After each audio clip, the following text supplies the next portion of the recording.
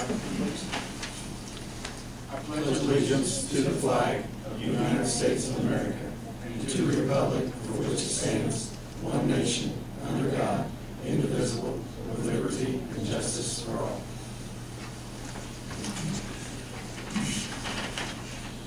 Today is February 4th, 2013. The time is 5 p.m. and regular meeting of the Greensburg Board of Personnel called to order. It's time to question all cell phones and electronic devices be silenced, please. Roll call, please. Darrell. Here. Ron. Here. Linda. She is absent. She will. Steve. Here. Here. Here.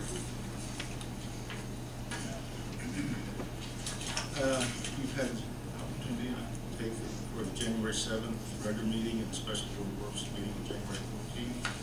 And do you have any changes or amendments to them? If not, I'll entertain a motion to accept the minutes of the proceed. So moved. Second. All those in favor say aye. Aye. Passes. Thank you. No old business.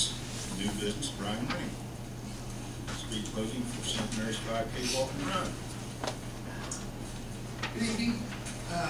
I'm Brian Wenning, here on behalf of St. Mary's Parish, along with Jeff Dugan and Katina Taccoli. Jeff and I are co-chairs of our parish picnic, and we would like to kick off our parish picnic this year with a 5K walk and run. We've got a map there for you in front of you. Each one of you should have a map. And this is going to take place August the 24th. And I've got Katina Taccoli here. She is the high school track coach, and she's going to kind of explain the route and answer any questions for you. So, Thank you, Brian. If you look on your map, I want to draw your attention just to a couple of things first. There's a solid blue line on the east side of Millhausen, and that is to represent the traffic flow that we plan to have during this race. And then there's the red arrowed route that the participants will actually take. I also want to draw your attention to the orange rectangles both above on the north end of Millhausen and on the south end of Millhausen. Those are emergency vehicles that we'll have in place with their lights on to warn traffic as it approaches the area. We also want to post signs on Millhausen on the north end by 421 and also by 300 south on the south end to notify those drivers that will be using Millhausen prior to the event. We'll have those signs posted so that they will be able to reroute or realize what's going on from 9 to 10 on the 24th.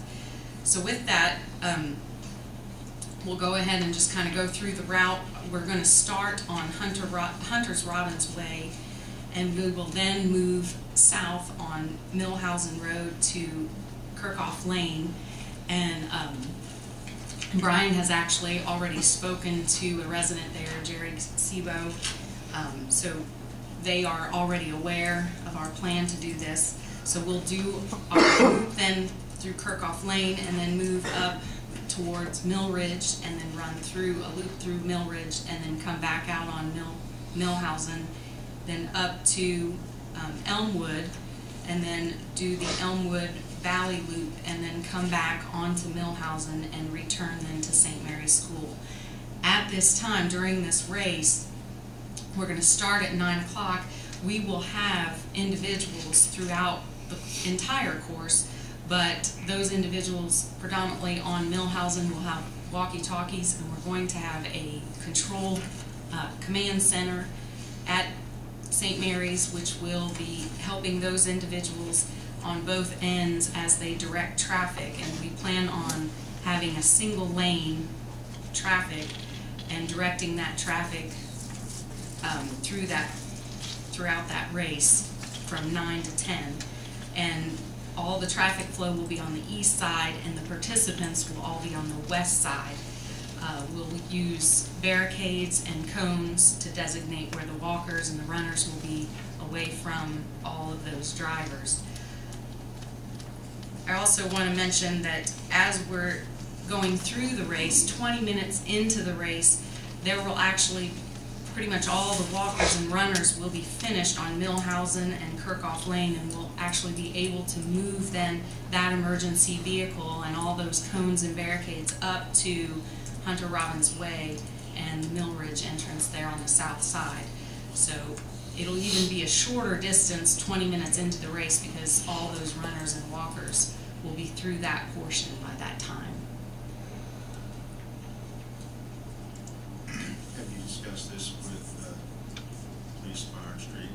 Yes, Brian has, yes. Police Fire Street, have any concerns?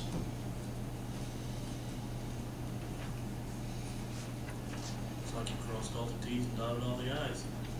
Well, what about when you cross them, when you first start, you gotta cross the traffic as you start? You gotta have somebody there or something? Yes, we will have, if you notice, there are some green circles Yes. throughout Millhausen. There are going to be individuals there that'll be directing traffic with walkie-talkies and safety vests. So they will be making sure that, you know, that line of traffic, as they cross that street right there at Millhausen, you know, they'll make sure that the traffic is stopped there. Because it won't take that long to get everyone across. Once you No. cross it, it's one time you have to cross traffic. That is Well, the they- only. They gotta cross it to start, and they gotta cross it to finish. Right. Yes. So that the emergency vehicle will be sitting up there at the end, I assume. There will be an emergency vehicle near Elmwood. Yeah, you said And then after also- you do from Kirkhoff, Yes. move all the way to Hunter Robbins Way. Yes, sir. Yeah. 20 minutes into the race, that emergency vehicle then can be moved to that south entrance into Mill Ridge or Hunter Robbins Way, right there. So it won't take long to get people across to the start, but they'll be kind of straggled out. They will be. It'll be much thinner, and actually the majority of the runners will be through the entire race 30 minutes into the race. So by 9:30, the large clumps will actually be through. Then it'll be a thin line of walkers. So that'll be a lot easier to manage. So the first 30 minutes into the race will be, you know, the larger chunk of competitors or participants. And will you be opening the road up then after all the walkers get across on the start? Once Once they they get cross the road. across, yes, then we'll open up Millhausen, and then that traffic will flow. Then when the first person starts back across, you see if they're coming, then traffic will stop both directions until the last person gets across the curb. I'm sorry. When you start coming back to cross and finish, how do you do that? You must stop. I would say, and let them go. I would say maybe we'll stop that sporadically as if cars come, we'll stop a car, and give the runner or walker the right way, let them come through, and if there's, 20 seconds, 30 seconds, we'll let that vehicle go ahead and go through, 2 or 3 vehicles, and then as we see a walker runner coming, we'll give them the right way to stop the vehicle. So that'll probably be a sporadic start to stop for traffic as those participants come through that and cross Millhausen Road. When you come out to the church to the south, there's a blind, so you gotta keep that emergency vehicle where they can see it. That's exactly. I mean, they speed. I know. It's good out there. Yeah. You gotta really watch that hill, because when I pull out of there, sometimes I think I've seen them, and they pop over that hill. So our goal here is to have people throughout Millhausen Road with safety vests, and our number one goal is for safety. Nobody gets hurt. So we're going to try to, we'll have people positioned on Millhausen Road. to start out Fast and that. comes on the house road also. Yes. Is there any possibility of signage, maybe a quarter of a mile, as you do, coming through Edgewood Acres there, have signage Well, at the top of the hill? Yeah, continuing As you're section. coming from the south, have signage. We're actually- Before you get to Kirkwood. We're actually going to have that signage up prior to the event, so that those residents and those individuals that use this route regularly will be aware of the event, and maybe, they can reroute if they're planning on, moving around at that time, morning at 9, that they can plan accordingly. You have water stops along the way. Right now, we have one marked on there. It's at the 1.5 mile marker. It's right there in Mill Ridge. Okay. You're welcome to put one on my driveway. Thank you.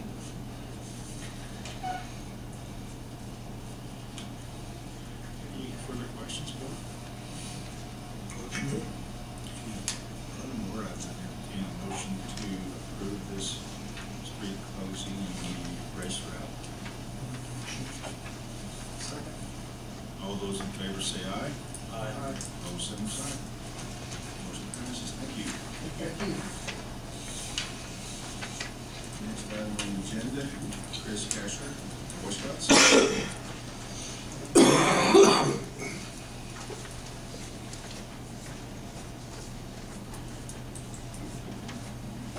Welcome, gentlemen.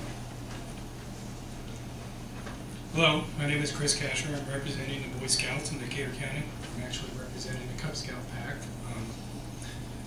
We did something different this year. Every year we have a Pinewood Derby, and each of the packs have them. And our county now has 4 Cub Scout packs. Typically at the Pinewood Derby, each of the Cub Scout packs would race, and then they would determine who their winners are for each age group, which is 1st through 5th grade. And then those boys would then advance to our district Pinewood Derby, and the boys brought some cars here just for those who weren't familiar to show what the kids had to make. Read about the newspaper. Yeah, they did a nice article for us. So anyway, we did something different this year. We thought it would be nice if we got all the packs in the county together and we had one big race, because some of the packs have, just a few kids and it's not as exciting. It would be fun for the boys to get together, meet each other, and be able to race as one big group. Well, we found ourselves in a pickle because we didn't have a big enough place to do it. So Scott Chasteen, we got talking to him, and he said, hey, we could use the gym at the City Hall, which worked out terrific for us. Unfortunately, I was, the number of people I was going to have came a little late. So I'm here today more to say thank you and give you an update of what happened at our Pinewood Derby. It was a huge success. We had 3 of the 4 packs. Next year, we hope to get all 4 packs. The one pack just wasn't going to be ready soon enough. We had a tremendous turnout. We had about 200 people. 60 of them were Cub Scouts that actually built cars. The little guy in the blue here, Big John, he's a Cub Scout. We also had 35 Boy Scouts or adults or brothers and sisters of the Cub Scouts that built cars as well, and they all got the race. And then the other 2 here are Boy Scouts, and then we had the Boy Scouts that were helping with some education stations, and they also helped with the food stations we had for the event. So it went very well. It was a huge success, and we hope that we can do this every year. We hope to have the 4th pack in next year as well. So it was kind of a trial basis. We had a few little glitches, but for the most part it went great. Scott Chasteen was there the whole time to help us out and make sure that we had what we needed, and we used the tables and the chairs in the gym, and everything went terrific. So I just wanted to say thank you and present to you guys kind of what had happened. We had 200 people roundabout in the gym. Good turnout. It was a very good turnout. And we had Papa John's. We got us our pizza. They gave us a discount for being Scouts, and that was nice of them. Did any of you win? Huh? Did any of the boys win? None of these 3 did. Well, did you learn anything how to make them go quicker? Come see me next year. I'll give you some secrets. So anyway, I thought it would be nice to come up and present to the board, what our turnout was like, and that it was a successful event. And as of right now, all of the leaders from the other packs were happy with the results. So I completely expect that we'll do this again next year. Glad we can be of help. All right. Mayor, I would just say that Chris might just challenge you to make a car next year, and you can actually run it in the open class. Nothing better than getting beat by a 6-year-old.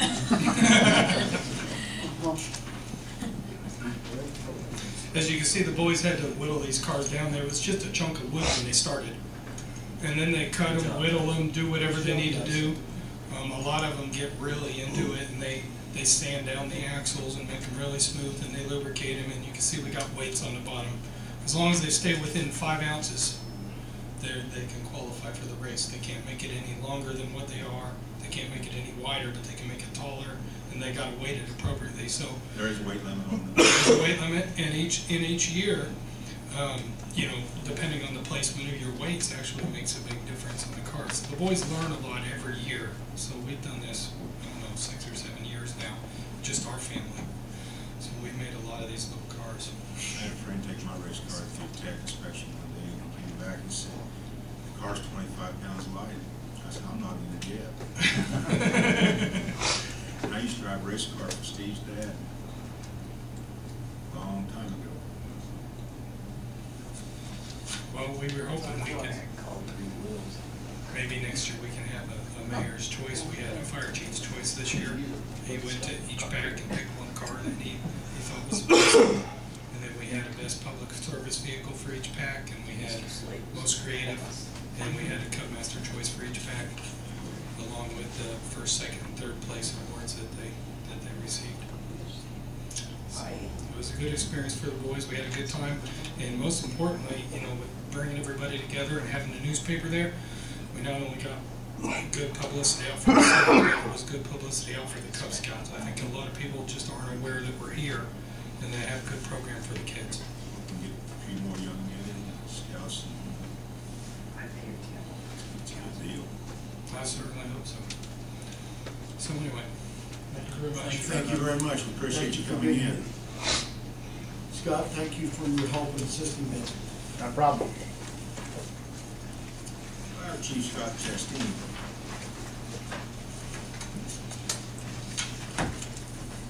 Hopefully I can be brief. I tried to touch base with everybody. I do apologize that my intentions were to get this out last week. All the happenings last week, I just did not have the opportunity to get it to you, and I do apologize for that. I tried to, on the front page, explain what some of the changes were, but ultimately we did the pre-build conference on the new truck. Found a few things that we would like to add. We found some things that we can delete off.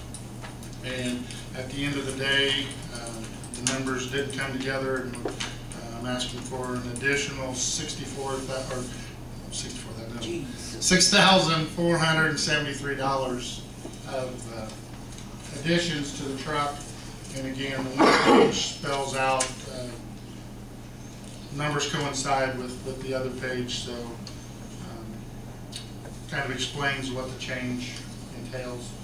You know, grab, the hand rails are just, a safety issue. We think they're climbing in and out of the truck. Hopefully we can keep from back injuries, that kind of stuff, and so on. So if you want me to go through all these, I can, but hopefully it was pretty self-explanatory. Hopefully you've had an opportunity to set me up. Does the board understand what happened here? It's still, like, trying to get Scott to find out, still overall, how much did we save by going the route we did, even with these deletions and additions? And the approximate price, Scott, would be how much? Well, still, we're in the $44,000 range of savings that we did. So some of this, again, I learned a lot by doing this process. Again, we did go through HGAC, and HGAC has this is the truck. And then when we sat down with the engineers at Ferrara, they said, well, here's another feature. Again, the electric at the end of the ladder was something we really hadn't thought about. But again, if we have to extend the ladder to an upper floor, it gives us the opportunity to have electric up there without having to run extra cording and all that stuff. So hopefully everything makes sense to you. And again, I hope it doesn't appear we're just trying to add stuff to be adding stuff. It's going to make the truck even more functional than it was originally. So I thought you did a great job with the explanations. Thank you. Thank you. Well, the mayor and I had sat down, and originally the list was greater than it was, and we sat down and funneled through some of the stuff, and we found some cheaper ways of getting some of the other stuff that we have to do with loose equipment and stuff like that. So, Further questions? If not, entertain motion to approve the additional charge of $64.73. I think I made the original motion and motion made. Any further discussion? Hearing none, all those in favor say aye. Aye. Opposed, same sign. Thank you. Where we at in the bill? Once I tell them this, then they'll start the build. They don't start anything until they have it all panned out. We'll start building at this point. Yeah. And then how long before approximate completion date? They're finishing up a pretty big order for New York City right now, so we're looking probably 4 to 6 months, give or take, which that's pretty average when you're building from the ground up. So. And just one quick thing on that thing, it was a neat thing to watch the kids and the excitement that they were able to do. I have asked them that next year if they wish to use the gym to come in a little earlier. I do thank you for your opportunity to use it, and by going through phone calls and stuff like that. I do appreciate that. Next item on the agenda. Bridget, treasurer. It's hard to believe our treasurer wants to spend money. Well, I do and I don't. You should have had in your packet a little quickie explanation of what I'm in the process of doing. I think I mentioned to either you or council last year that our office is in the process of updating our financial software. That's paid for. I was able to use 2012 funds to get that paid for, budgeted funds to pay for that. But it'll be spring.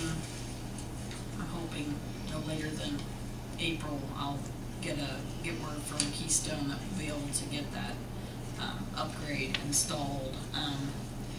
But one of the things that I'll need to do to get the software installed is to update our equipment. I went back and looked at June's records from when this equipment we are using now was purchased around 2003, and that's the current server that houses all the financials for our office, and so it would be a server and 4 desktop PCs with monitors and keyboards. Originally I had gotten a local quote from RBSK Partners here in town, and then I got to thinking we've been reviewing and looking and not getting anything on a local purchasing policy unless somebody else knows where one is. So I went ahead and just went online to the same company that Scott had used to get some PCs and a server for the fire station, because they are a government servicing company. So I just put something together that, it wouldn't be any local support, but it would be another government serving web-based company that sells to governments. So actually it won't be any cheaper just from, and I estimated the installation just from a local level of someone that could do it probably here locally, but that wouldn't be any support, or I'm not sure. I mean, HP is an equally good product to Dell. RBSK typically will quote a Dell equipment, and from my past experience being at the courthouse, we've had pretty good luck with the Dell servers and the Dell PCs. So that's my request tonight, is to purchase from RBSK Partners for $12,109, and that'll be with support and training and install labor. You said that was budgeted, right? Yes. Are they gonna install software that you have onto it, or is there? Barry, if I go with RBSK, Barry will install. He's talked to Keystone, and so when the software is available, he will assist them in getting our upgrade installed. And then we actually have already paid for the support that we'll need to get in training to do the upgrade on the financial software. We're not switching companies, we're just upgrading to a newer, more of a Windows-based software, or what we're currently using is more of a DOS type system. It's pretty, I guess I'm asking, so there would be any additional cost later? no. Not associated with this purchase. What's that? It's been 10 years since you've done an upgrade. According to the fixed asset records, yeah, so.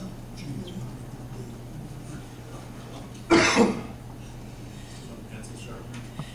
We do have a pencil sharpener. I did get rid of the typewriter last year. Well, actually, I kept it because it was too heavy to take to talks one day. So you compared all the prices? I did. I went ahead and just compared an HP equipment to Dell equipment, and like I said, from my past experience, we've had pretty good luck with the Dell equipment, and pretty quick service from RBSK in my previous position. We did use them pretty often. So it's about $1,500 less. The same. Yeah. Basically the same equipment. Basically the same equipment. I went online and tried to find similar equipment with the CDWG website. I didn't talk to a representative from them, but I just went ahead and I think you'll see I printed off some print screens of the prices, and I think if the board is okay with that, then we'll move forward. I don't know when I'll actually get them installed, but I can get them in the process of getting them ordered if you agree with that. Any further questions, board? Then I guess I would entertain a motion to approve the purchase of computer equipment for $12,109. So, Second. Any further discussion? Hearing none, all those in favor say aye. Opposed, same sign. Motion passes. Stacy Chasteen, Chief.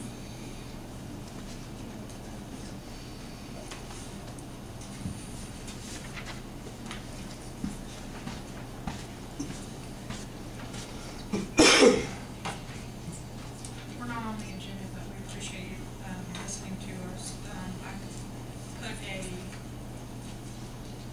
letter that this is Jordan Craig, one of the patrol officers. He's actually working in investigations right now. Put together a proposal for me, I think back in October it was, on implementing a canine program, and I put together a packet for you all. And gentlemen, this is nothing that you have to make a decision on tonight.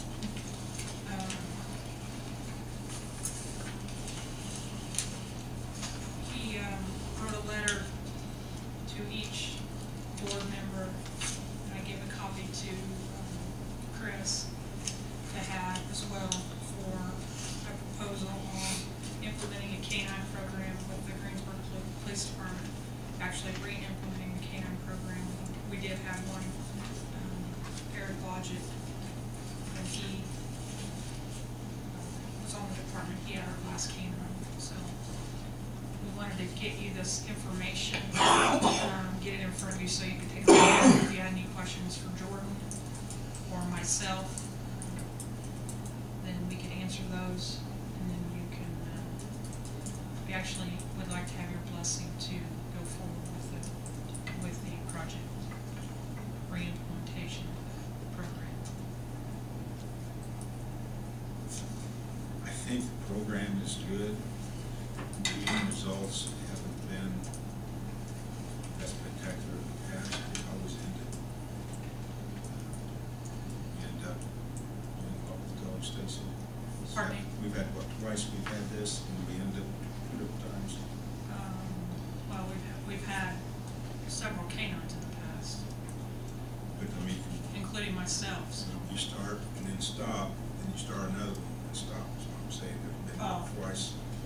Yeah, probably. And that's my only concern, making the investment and then losing it. But I understand it takes a dedicated officer to go with the K-9. It's responsibility. I think that's why Jordan's here tonight if you have concerns about that or have any questions. Jordan actually is training his own dog, bought a working dog to train on his own prior to. And Jordan is one of the police officers, Jeff, but last time I see him, I didn't recognize him. We do have a proposal for we are working on a contract between the city and Jordan, because Jordan would be utilizing his personal dog. So we're working through a contract, and I've emailed with Chris about working on a contract for doing that. This will be the first time we will utilize, or a handler will utilize their own dog. Before, the cities always purchase the dog and have the handler. But he would have to go to other training other than what you're doing. Correct. Right now I'm going to pre-training in south of Dayton, police dog services. You know, I basically started with natural obedience training and things of that nature. But since then I've been, my dog was evaluated by the master trainer. Now we're doing pre-training and, getting the dog, imprinting odors is what they call it for the detection, because this won't be a dual dog. It's not going to be a fight dog, I guess. Just solely used for, the detection of illicit drugs. So that's where we're at now. In purchasing the dog myself, right now the base price for cost training, the base price of the training itself, the cost was at $4,000. If I was to go, and this is a pretty much a general price for any training facility, if I was to purchase the dog through the trainer, having it pre-trained by him, the cost would be about $8,500. So we've already saved more than half the cost of the entire program. And so far the pre-training's going really well. If you'll look at that front sheet, he has it broken down as to what it would cost us to implement the program. You'll look at the letter that each of you have addressed.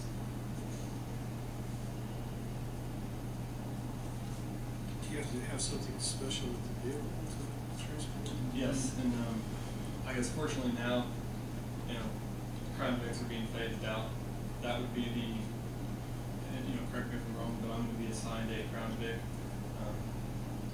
The K9 vehicle and search for those, which generally, if I was to try to buy one for a brand new Dodge Charger, I'm looking at $1,500. You can commonly buy a quality one. There's one for sale right now that I've just, going to keep my eyes on, but you can get a used carrier, and it's all aluminum. They don't degrade, I guess, but you can personally live now for about $300. So it's quite a savings from where you would have been maybe 5 years ago when the Crown Vic was still in rotation. But now people they're getting all these inserts piled up, and they have no regular, nothing to do with them. So it kind of works out for us. Jordan, are you aware of any other communities that are using a police dog that is privately owned? I spoke with a trainer before, I even showed interest in the program. He says it's fairly common for that practice, just primarily based upon, I guess, canine handler relationship. A lot of guys, when they get to pre-training, they don't start bonding with their dog because the pre-training is done by the actual trainer. They don't start bonding with the training, which sometimes has, side effects on the training itself. So I guess that it is a common thing. A lot of people don't have the opportunity to do it, but just so far the way that progress my dog's made so far is, a lot of that's because we haven't had those hurdles of the dog trusting me and me breeding the dog and things like that. Normally, when a canine handler gets a dog, the dog's pre-trained, and the handler, if they have to be with the it used to be recommended like at least 6 months with the handler, not at all.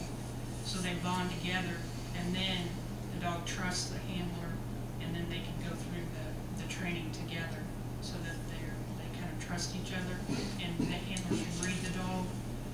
Sometimes the dog has like a secondary indicator, rather than a primary indicator would be that they immediately sit down. They have a secondary indicator, like they throw their head or whatever. The handler's known the dog long enough that they would be able to read those secondary indicators. Jordan has already overcome that because he's had the dog since he was a pup. So the dog trusts him. So they don't have to go through those hurdles, initial hurdles, like purchasing the dog and then bonding with the dog. He's already past that.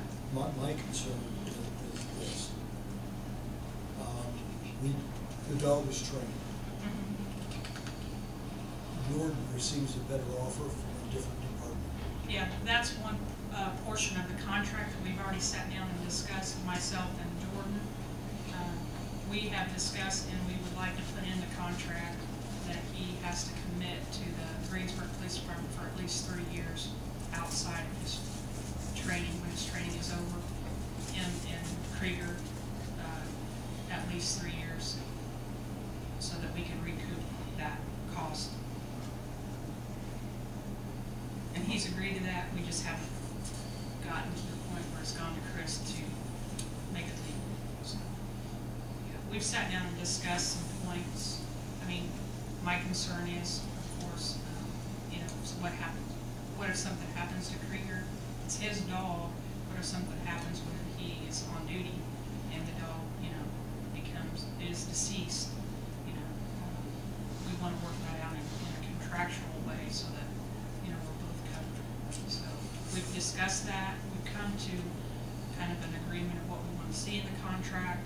It just needs to go to Chris to see if it's something that we can make legal, I guess. What do you with the dog to sign off? Yeah. I think he knows what he's doing. I mean, it's really good thing with purpose. You know, he kind of knows what that purpose was. You know, he's doing really well.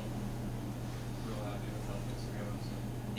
The other reason we're here also is we would like to be able to send out, attached to that letter that Jordan has written, is a copy of I guess, a campaign letter for solicitation for donations for the canine program. We would like to send some of those out to cover some of the cost of the initial training of $1,000. So that's what we're looking at now too. The city's saving money by not having to purchase the dog because it's our Jordan has it, but we still have the training portion of it. So it's a good program. I personally was in the canine program. We have had some bad experiences in the past, but as I told the mayor, as long as the canine program is implemented correctly and overseen correctly, and you've got the right handler, it's a beneficial program. Is there any additional compensation for him being the dog handler? At this point, there's no.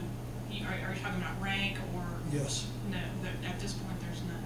Will that be added as far as the contract? Not in the contract, no. We haven't even discussed that. This is something that Jordan brought to me, and it's a passion of his. We've not even discussed it. And Jordan can read it, it says that, you know, he doesn't expect any additional pay, like most handlers do get up to an hour a day for the care of the dog, and the care of the dog, this and that. One other thing that I had asked, 2-3 weeks ago, we talked about this, about using someone else's dog, and that doesn't really work.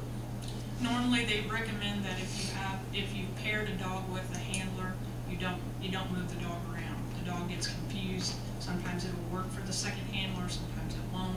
So, you know, there are places out there that I think at one point we got a dog. One time we got a dog from Marion County. It didn't really work out. I think specifically for that reason, it just did not work for the second handler. Normally they'll tell you not to move the dog around. So, Is there a job description for this position? we have one written out, but we have to get that approved by Council. council and I guess, My other question is, would it stay as a patrolman? Put on it. Yes, patrol officer. And the part that concerns me is the mutual aid request. If they find out you have the services of a good dog, where's it stop? How many people will be calling us for our services? Then it takes you off the job if you're on duty. And if you're not on duty and they call you out, who's going to pay that? Well, I think, you know, that's, in the description too, it just kind of says that everything would be, as far as call-outs, okay by the chief. So, you know, even if somebody calls me, you know, we have 2 guys in the road, and I stay at Greensburg, you know, because there's plenty, you know, there's going to be able to be down here regardless whether or not they need canine. And sometimes for, I guess in their benefit, the fact that it's a detection dog, usually when you get a lot of, you know, when they call multiple canine or multiple agencies, you know, there's a lot of tracking and things like that, why they're bringing the dog for a suspect. And that's not going to be, you know, that's not going to be his purpose, so, you know, he wouldn't be going anyways. And I truly believe that Jordan has his heart in the right place and will do the right thing. I Well, believe that. and I agree. And you know, one of the concerns that I have is that he not be taken advantage of. And that if we're looking at a 3-year contract, one of the things that if it were me, that I would want in that contract is for this contract to be reviewed annually to see how the finances are going, how much this is costing you, how much the dog is being used, whether you're being taken advantage of by our department, other departments, and so on. I really think this needs to be reviewed.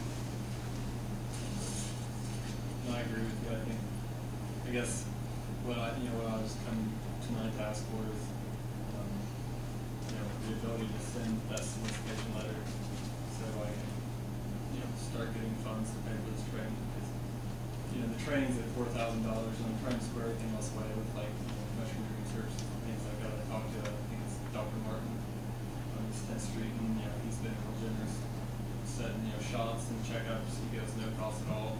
Anything major, you know, would be a discounted price, half off, I think is what he told me. I mean, everywhere I've went to talk to people about this or ask for help, you know, everybody's really have their arms wide open. But I guess initially what I would like to do is be able to have that commitment where I could complete my training and everything like that, and at less cost to the city by sending out those letters.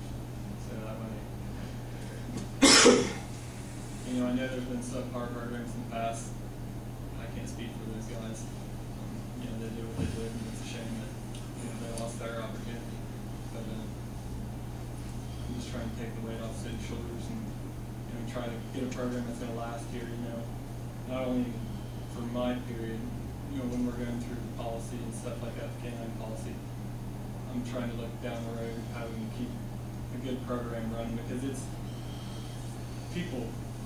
You know, illicit drug users in the town, they know we don't have a canine, you know, and it would be a nice way to curb something happenings, and, you know, and without the intrusion of their privacy too, you know, canine really speeds things up, and where usually you might have 3 officers there for 2 hours, you know, you might have 2 officers and a canine there for 45 minutes because, you know, the ball's just turned that much quicker. How many conversations have you had with dog handlers and other police departments? Quite a few. Okay. The place where I've been training is it's a, you know, kind of the greater Cincinnati, Dayton area. And there's handlers coming from Indiana when we go there. There's a lot of discussion, a lot of knowledge getting passed around. So quite a bit. How often do you use the canine if you have one like that? Every day. Without doubt, I mean, Is there, the county doesn't have it? the county does. The county has one.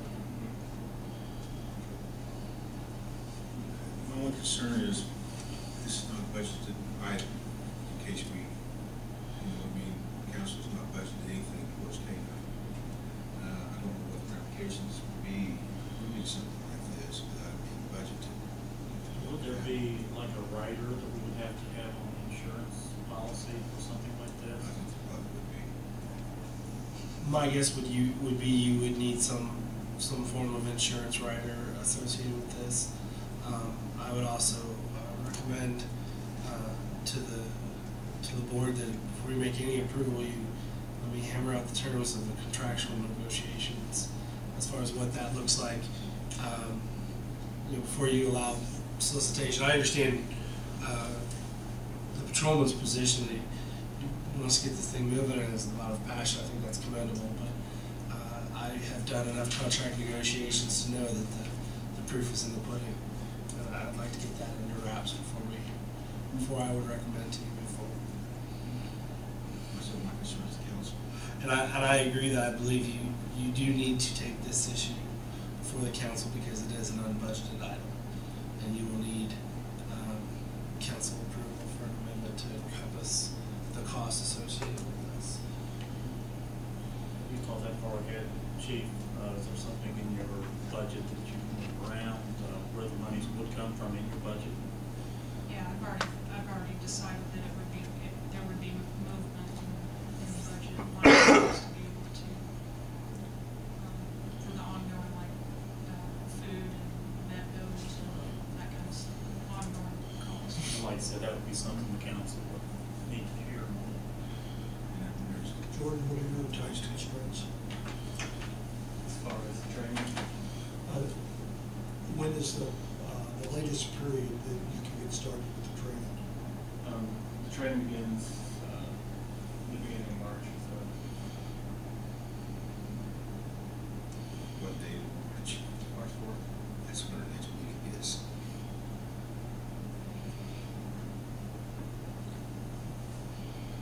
It's because there was a contract, we have to take care of that.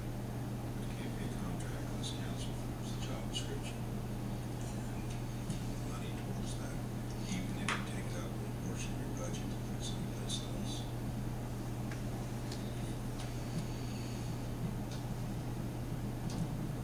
I'm not against trying it, the investment that we get. March 4th is the date of our next meeting. Pardon? March the 4th is the Yes. date of our next meeting. Yes. I agree with you. I think it's a great program, and I also commend you for the passion and your willingness to work with the city on this. I think now it just becomes a timing issue. I can't speak for the other council, but mine, it sounds like a good program. If you would like to present to the council tonight, I don't know if they can act on either without being on the agenda, both of these agendas. I think for you to act on it, you would need to, at the very least, amend the agenda to encompass the new issue. But we still don't have a contract. I would still recommend against a vote on the actual terms without a contract, job description, and some additional information. I think there are, in my opinion, some moving cogs here that need to be lined up in order to proceed forward. That's simply my recommendation. The board can take whatever action. If we get the contract done and the job description done, can it be worked out for the next meeting? For the March 4th meeting, yes. I think it certainly could be worked out for the March 4th meeting, and would be happy to undertake that if that's what the board's recommendation or instruction to me is. But yeah, I don't see it, timing-wise, I don't see a problem getting it on your March 4th agenda as far as what needs to happen to move it forward. I think the contract that the chief has suggested is not excessively difficult as far as the drafting component, particularly if they've already had conversations of what the terms should be kind of encompassed based on the chief. The chief and I haven't spoken about this other than just generally conceptually earlier in January, I believe. But it sounds like she's thought through the issues that I think are pertinent and would be hot button topics for me, such as the exclusivity of use, and the term of continued use, and also addressing some issues associated with the utilization of a personal animal in that capacity. But I don't think the contract would be a bar to getting it onto the March 4th agenda.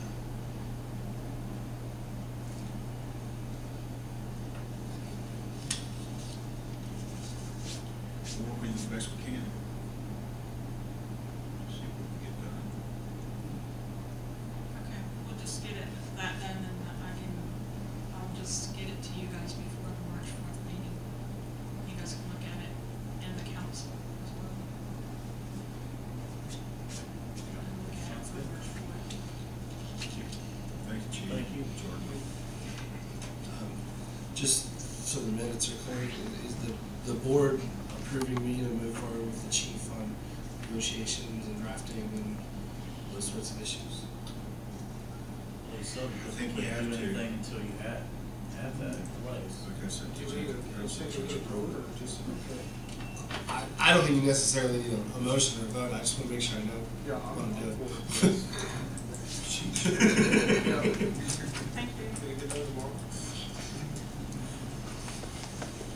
Okay. There is one more thing that it's a good cause. You've got the information there